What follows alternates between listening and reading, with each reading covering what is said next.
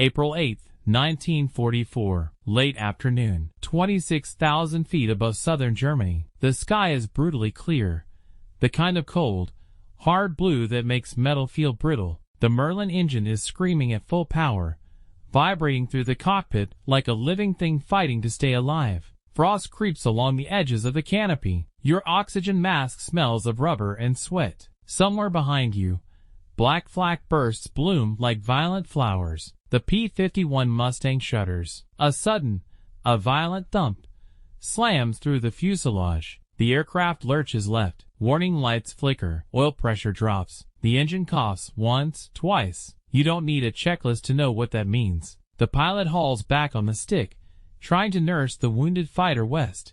But the propeller begins to windmill uselessly. White smoke pours past the canopy. The Mustang, once the fastest, deadliest escort in the European sky, is now a glider. Below, Germany spreads out in cruel detail. Patchwork farms, forests, roads, smoke rising from distant factories. And worse than all of it, movement, trucks, troops, flak batteries already tracking the falling aircraft. The radio is dead. The escort formation is gone. This is the moment every pilot dreads. Not the dogfight, not the flak, but the quiet realization that you're alone, out of altitude, out of options, and deep in enemy territory. The pilot reaches for the yellow and black striped handle between his knees. The canopy blows free with a ripping crack. Cold air punches into the cockpit like a fist. The wind is deafening now, tearing at maps, at loose straps, at anything not bolted down. He kicks the aircraft onto its back,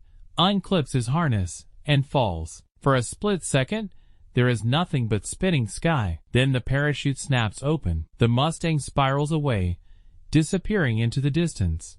A silver dot vanishing into history. The descent is slow, too slow.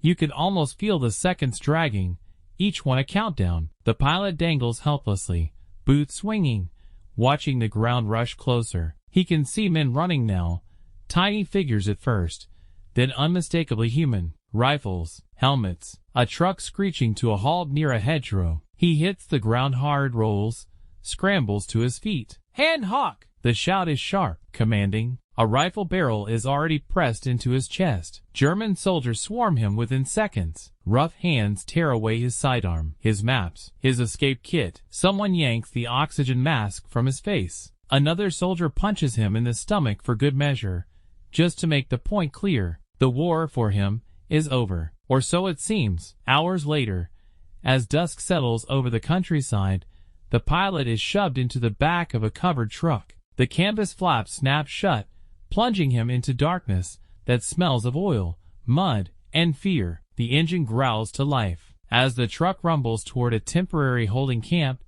he realizes something chilling. He wasn't the only one shot down today. At the camp, a converted schoolhouse surrounded by barbed wire, he sees them. Other airmen, torn flight suits, bandaged hands, eyes hollowed by shock. A few nod silently. No names, no ranks, not yet. And then, across the room, he notices him. Another American, younger, blood dried along his temple. A fighter pilot too, judging by the crushed boots and the way he still holds his shoulders back.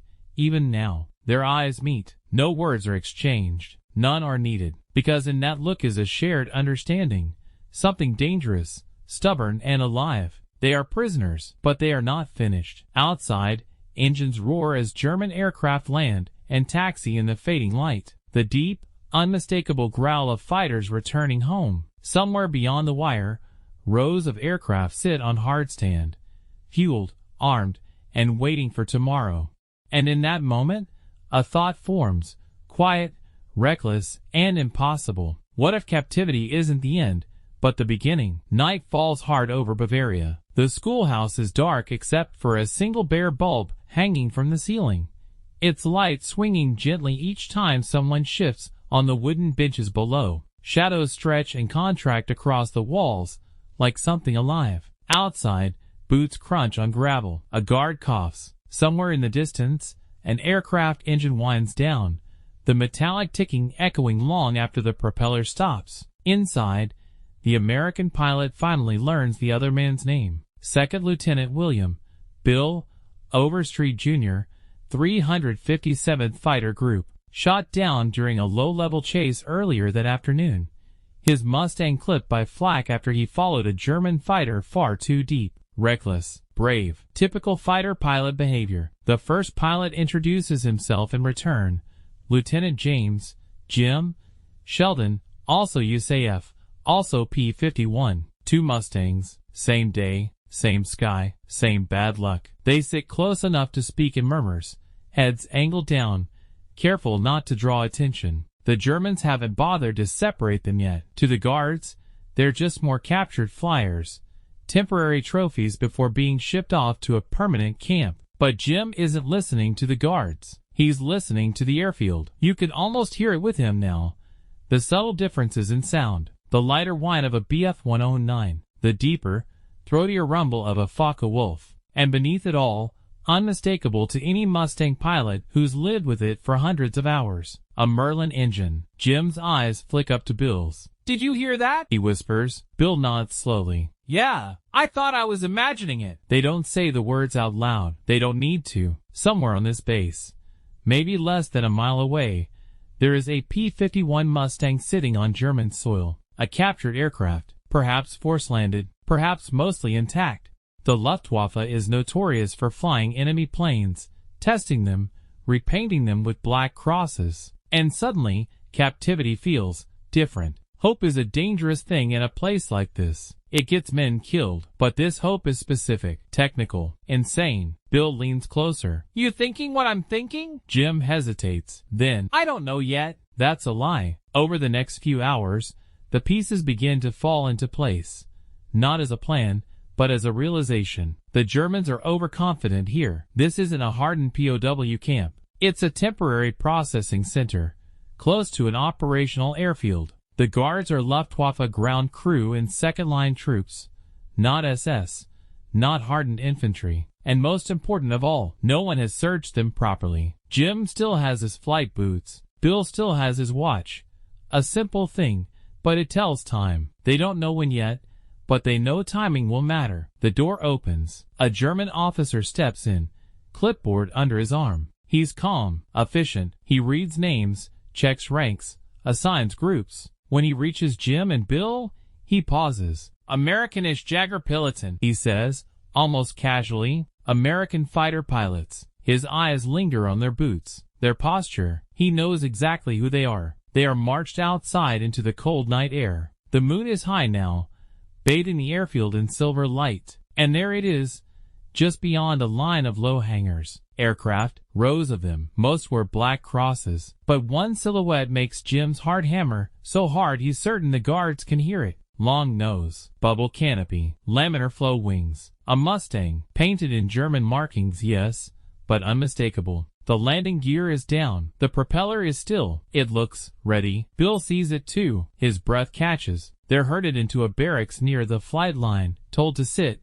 told to wait. A guard lights a cigarette and turns his back, laughing with another soldier. Time stretches. Minutes pass. Then more. The guards grow bored. One steps away to relieve himself. Another wanders toward the hangar, curious about a maintenance crew arguing loudly near a truck. This is how it always happens.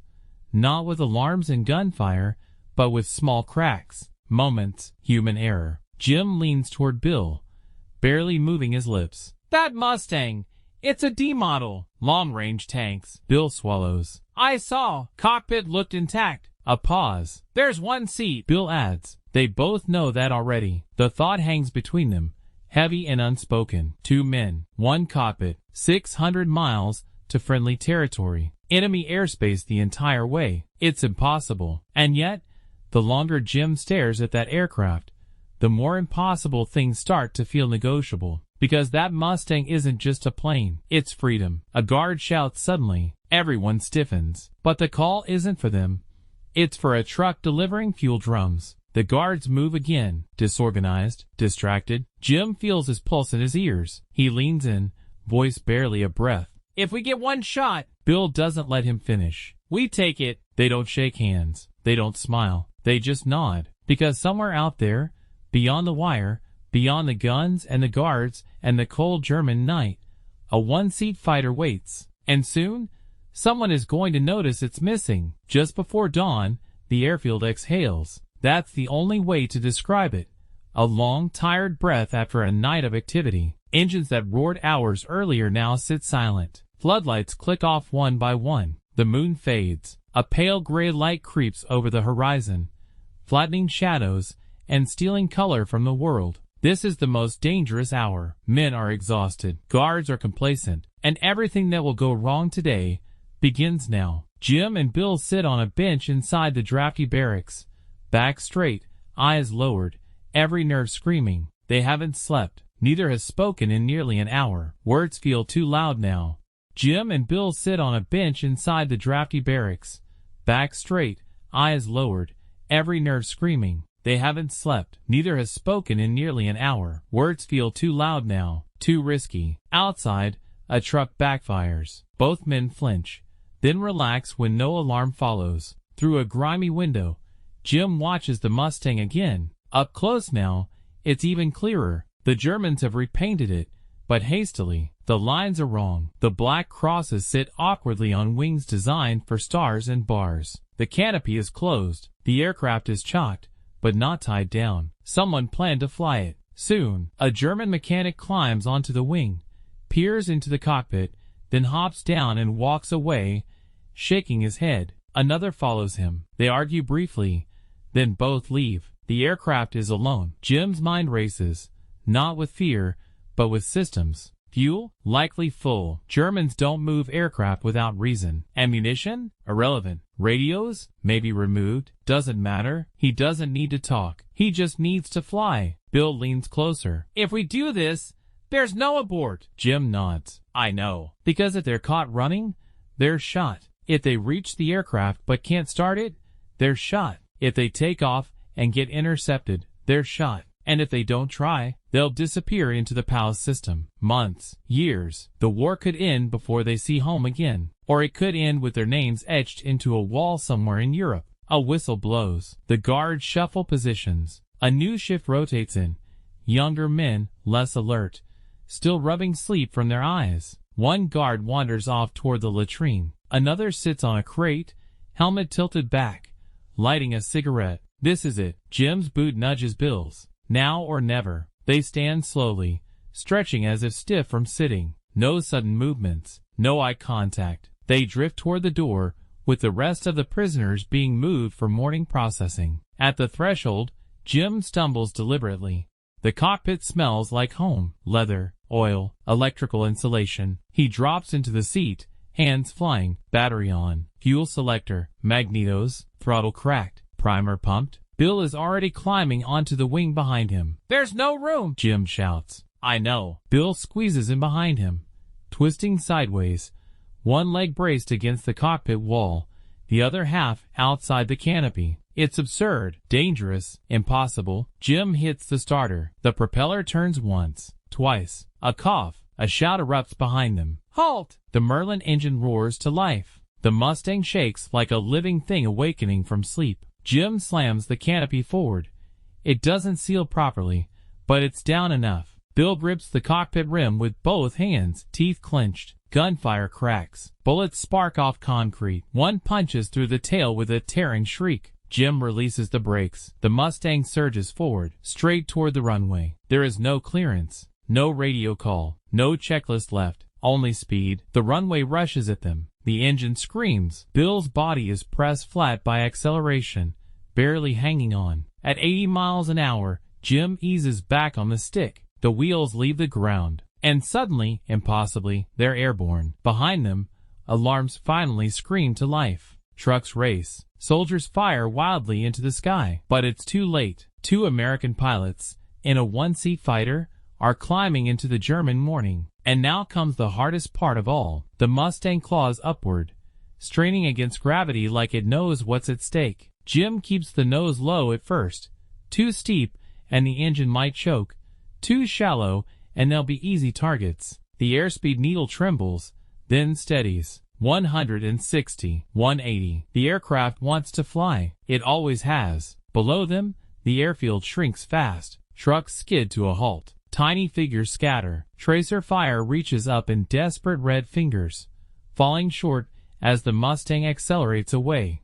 Bill presses himself tighter against the cockpit frame, one arm hooked around the canopy rail, the other locked around Jim's seat. The slipstream howls past his helmet, trying to rip him free. His goggles vibrate so hard his vision blurs. You can almost feel the wind tearing at him now, cold, merciless, screaming that he doesn't belong there. Jim banks hard to the south, using the rising sun to blind anyone trying to track them. The Merlin engine is smooth, too smooth. He's waiting for something to fail. A hidden fault, a sabotaged line, a sudden silence. Nothing happens. They skim just above treetop level, racing along a river valley. Jim knows the tactic instinctively. Stay low, stay fast, stay unpredictable. German radar will struggle to pick them up this close to the ground. Fighters will need time to scramble. Time is everything. Bill leans forward as much as he can, shouting into Jim's ear. Fuel gauge? Jim glances down. The needle sits comfortably above half. Enough, Jim yells back. If nothing goes wrong, something always goes wrong. They cross a road. A train whistles below. Farmhouses blur past in a green and brown smear. Once, a flak gun opens up from a hillside, black bursts popping behind them. Too late. Badly aimed. The Mustang is already gone. Minutes stretch into an eternity. Bill's arms burn. His legs are numb. He can't feel his fingers anymore. The cold is vicious at this speed, ripping heat from his body faster than fear can replace it. And then, a new sound. A distant engine. Jim's head snaps up. He scans the sky, heart in his throat. There, two specks rising fast from the east. Luftwaffe fighters. They've been spotted. Jim pushes the throttle forward until it won't go any farther. The Merlin responds with a feral growl, the airframe shuddering as speed builds. The Mustang surges ahead, faster at low altitude than almost anything Germany has. But speed isn't enough. The fighters are gaining. Bill sees them now too, silver shapes flashing in the sun, wings rocking as they close. He knows the profiles. Bf-109s, lighter, nimble, armed to kill. Jim makes a decision in a heartbeat. He pulls up, hard. The Mustang rockets skyward, trading speed for altitude. Bill nearly loses his grip as gravity shifts violently. His boots scrape the cockpit rim. For a terrifying second, he's sure he's going to be ripped away. Then the world drops out beneath him. Jim rolls inverted and dives. The Mustang screams earthward, compressibility tugging at the controls. Jim rides the edge, skimming the red line, then levels out barely above the trees. The German fighters overshoot. It's a classic maneuver, one Jim has practiced 100 times, but he's never done it with another man half outside the cockpit. Bill laughs, a wild, cracked sound torn away by the wind. They're not safe, not yet, but they're alive. The fighters regroup, circling. One peels off, climbing again. The other stays low, trying to anticipate Jim's path. Jim aims for the clouds. A thin layer stretches ahead, not enough to hide in, but enough to confuse. He plunges into the gray, banking sharply, then bursts out the other side miles off course. When they emerge, the fighters are gone. Either they lost them, or they chose not to follow any deeper. Jim doesn't wait to find out. He turns west. Now the real race begins. Fuel becomes an obsession. Every minute is a calculation. Throttle settings, altitude trade-offs, wind direction. Jim flies with one eye on the gauges and the other on the horizon. Bill's strength is fading fast. His arms shake uncontrollably. He shouts once, not words, just pain, then clamps his jaw shut. Jim glances back as much as he can. Hang on! Bill nods, though Jim can't see it. The border is still far, too far. And then, in the distance, faint but unmistakable, a line appears. Smoke columns, bomb damage, Allied territory. But between them and safety lies one last obstacle. The Rhine appears as a dark, winding scar across the land. Wide, cold, heavily defended. Jim knows it instantly, not from maps, but from briefings burned into muscle memory. This river is a line of death. Bridges are ringed with guns. Towns along its banks bristle with flak towers. The Germans expect bombers here. They expect fighters. They do not expect this. Jim drops even lower. The Mustang schemes the tops of trees, then fields, then rooftops. Church steeples flash past at eye level. Somewhere below, civilians scatter, pointing upward, unsure what they're seeing, A German-marked aircraft flying like an American, screaming west at suicidal speed. Bill can barely think now. His hands are locked in place by sheer will. His vision tunnels. The wind feels like knives. Every muscle begs him to let go. Don't. Not now. The first flak bursts appear ahead.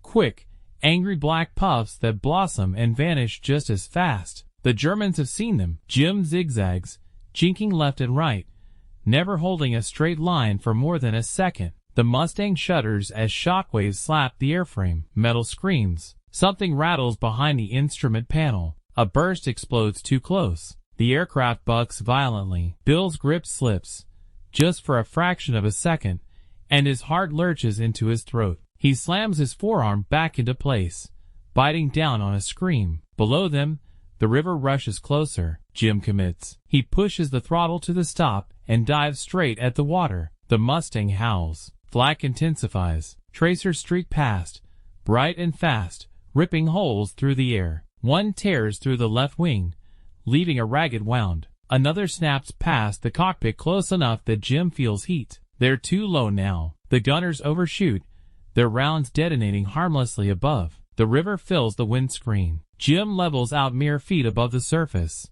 Spray erupts behind them as the slipstream kisses the water. Bill can see individual ripples, flashing silver beneath him. If they touch, if the propeller dips even an inch, it's over. The opposite bank rushes toward them. Then, suddenly, silence. Not total. The engine still roars, but the flak stops. The tracers vanish. The guns fall behind. They've crossed. For a heartbeat, neither man reacts. The adrenaline drains so fast it's dizzying. Then Bill laughs again. Weak, broken, unstoppable. Jim exhales for what feels like the first time since dawn. But safety is still not guaranteed. Friendly fire is a real danger now. A lone fighter, wearing German markings, screaming in from the east? That's a perfect target. Jim climbs cautiously, rocking the wings. The Allied recognition signal. Once, twice, again. Second stretch. Then, far ahead, dots appear in the sky. More fighters. Jim's stomach tightens. He rocks the wings again, harder now. The dots grow larger. Stars and bars. P-47 Thunderbolts. One peels off and dives toward them, closing fast. Jim holds steady, resisting every instinct to break away. The Thunderbolt slides alongside, its pilot staring in disbelief. The radio crackles. Say again, what in God's name am I looking at? Jim laughs, a raw, disbelieving sound. Long story. The Thunderbolt pilot's voice comes back, half laughing, half stunned. You boys are gonna owe someone a hell of an explanation. The Mustang is escorted west, protected now, safe. At the first Allied airfield, Jim brings the battered fighter in gently. The wheels touch down. The aircraft rolls to a stop. For a moment, no one moves. Then ground crews run toward them. Bill finally lets go. He slumps forward into Jim's shoulder, shaking, exhausted, alive. Two men climb out of a one-seat fighter. The impossible escape is over, but the story isn't finished yet.